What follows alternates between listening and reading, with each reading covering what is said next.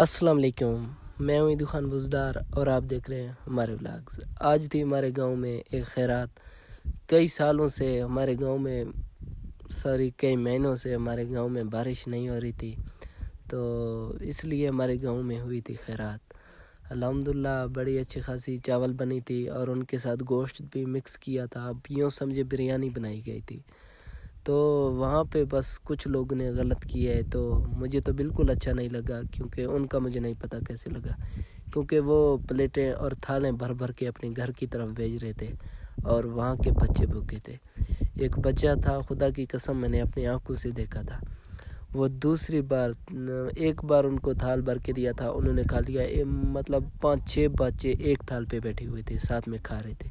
تو وہ جب دوسری بار آئے تو انکار کر دیا کہ آپ لوگوں کو چاول نہیں دیا جائے گا، کیونکہ آپ لوگ دوسرے بار آ رہے ہو چاول لینے کے لیے۔ یار دیگچی بھرے پڑے تھے، چاول بھی تھے، کیونکہ بچوں کو کھانے دینا چاہیے تھا، بچوں کو دینا چاہیے تھا۔ اگر بچے آ رہے ہیں تو بھوکے ہیں، وہ سب نے چندہ کیا ہے، سب نے پیسے دیے۔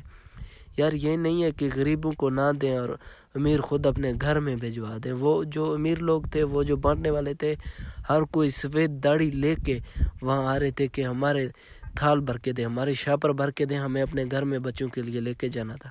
ان کو وہ یہ نظر نہیں آ رہا تھا کہ وہاں پہ بچے بھوکے بیٹھے، ان کو یہ نظر نہیں آ رہا تھا کہ بچوں کو کوئی گوشت دے دے، لیکن لوگ سفید داڑھی لے کر وہ جا کے دیگچی میں خود جا کے وہاں سے گوشت نکال رہے تھے۔